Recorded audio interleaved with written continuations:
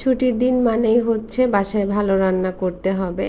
বাচ্চাদের সকালবেলা উঠেই একটা আবদার থাকে, "কী রান্না করছো? কী খাবো দুপুরবেলা?" সেটা নিয়ে ওদের এক্সাইটমেন্টের শেষ নেই। তো বাচ্চারা চাইলে মা তো কখনোই আসলে না করতে পারে না। তো আমি সকালবেলা উঠেই সব কিছু কাটাকুটা করে নিয়েছি আর এখন রান্নাটা কমপ্লিট করছি। আজকে আমি ফ্রাইড রাইস রান্না করব। এইজন্য আমি চুলায় পেঁয়াজ আর রসুনটা আমি তেলে একটু ভাজতে দিলাম আর এদিকে হচ্ছে আমি চিকেনটা ম্যারিনেট করছি ফ্রাইড রাইসে দেওয়ার জন্য। তো এখানে আমি গোলমরিচ গুঁড়া দিচ্ছি, একটু আদা রসুন বাটা দিয়েছি, একটু মরিচ গুঁড়া দিয়েছি, তো একটু লবণ দিয়ে দিচ্ছি, দিয়ে সব কিছু একসাথে ভালো করে মিক্স করে নিচ্ছি। তো আমার পেঁয়াজ রসুন ভাজা হয়ে গিয়েছে ও আমি এখানে তেলের সাথে কিন্তু কিছুটা বাটারও দিয়েছি। আপনারা যদি ফ্রাইড রাইসের অথেন্টিক টেস্ট নিতে চান তাহলে কিন্তু অবশ্যই বাটার দিতে হবে। তারপর আমি সেখানে মাংসটা দিয়ে দিলাম, তো সেটা ওদিকে হতে থাক আর আমি এখানে একটু চিকেন ফ্রাই ম্যারিনেট করে নিচ্ছি। তো চিকেন ফ্রাইতে অ্যাজ ইউজুয়াল যা দেওয়া হয়, আদা রসুন বাটা, সয়া সস, টমেটো সস, গোলমরিচ, একটু মশলা দিয়ে দিচ্ছি। তো সব কিছু একসাথে এখন মিক্স করে একপাশে কিছুক্ষণের জন্য রেখে দিব। তারপর এখানে আমি ভেজিটেবল হিসাবে দিয়েছি ক্যাপসিকাম, গাজর আর বরবটি। যেহেতু পেঁয়াজ কলি নেই, তো এখন যেহেতু বরবটির সিজন, তো বরবটি দিয়েও কিন্তু ভালো লাগে খেতে।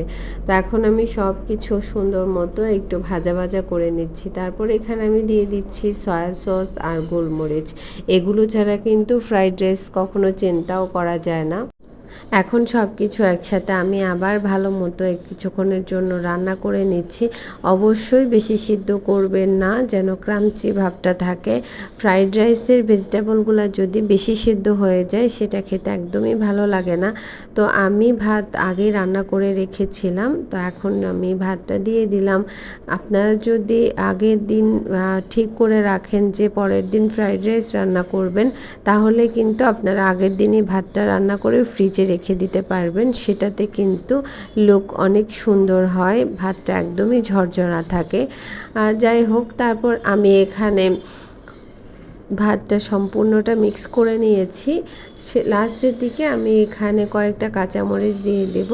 এখন দিয়ে দিলে কাঁচামরিচের ঝালটা বেশি ছড়িয়ে যাবে, বাচ্চারা খেতে পারবে না। তো আমি এখন লাস্টের দিকে কয়েকটা কাঁচামরিচ কেটে দিয়ে দিচ্ছি জাস্ট স্মেলের জন্য। এটাতে কিন্তু ঝাল একদমই ছড়াবে না।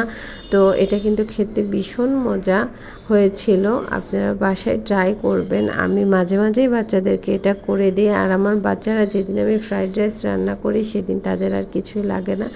তারপর আমি এখানে একটু সিজলিং করব, তো আমি এখানে কিছুটা বাটার দিয়ে দিয়েছি।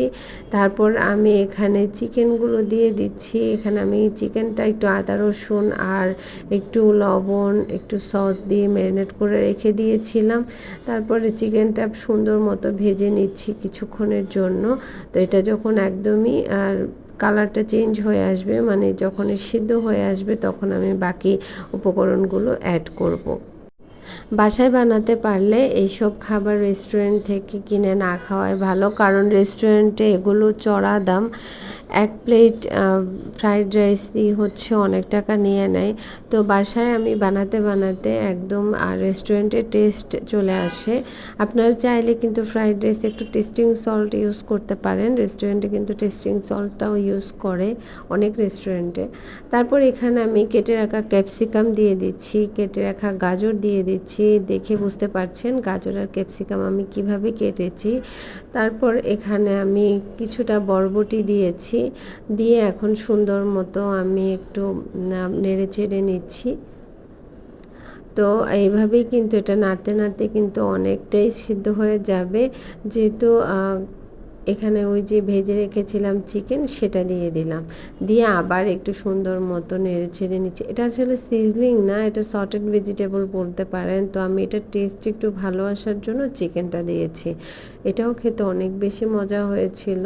তো আমি এখানে অল্প একটু পানি দিয়েছি যেন গাজরটা সেদ্ধ হয় আর বরবটিটা যেন একটু সেদ্ধ হয়। এর চেয়ে বেশি পানি কিন্তু এখানে দেওয়া যাবে না, তাহলে কিন্তু অনেক বেশি সফট হয়ে যাবে, তখন খেতে একদমই ভালো লাগবে না। তারপর আমি এখানে একটু সস দিয়ে দিচ্ছি, টমেটো সস। তারপর আমি এখানে দিয়ে দিলাম কিছুটা সয়া সস, যেহেতু আমি আগে দিইনি এজন্য আমি সসগুলো পরে এড করলাম। আর নামানোর আগে এখানে একটু কর্নফ্লাওয়ার দিয়ে গুলিয়ে দিয়ে দিবেন, এতে করে এটার টেক্সচারটা ভালো থাকবে।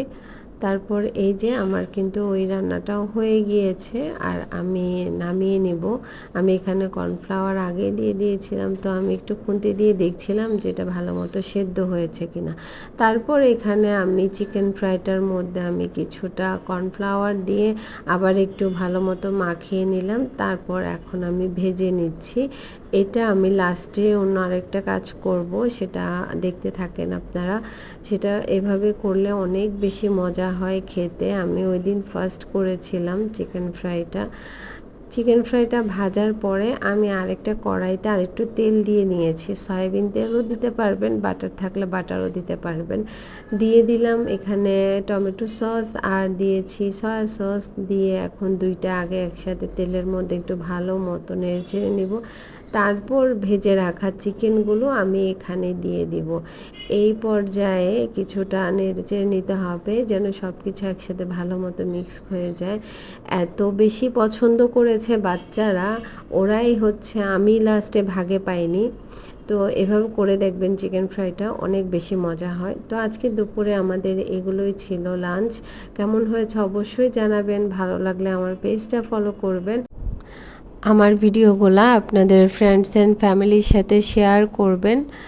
আজকে এ পর্যন্তই, সবাইকে অনেক ধন্যবাদ। আল্লাহ হাফেজ।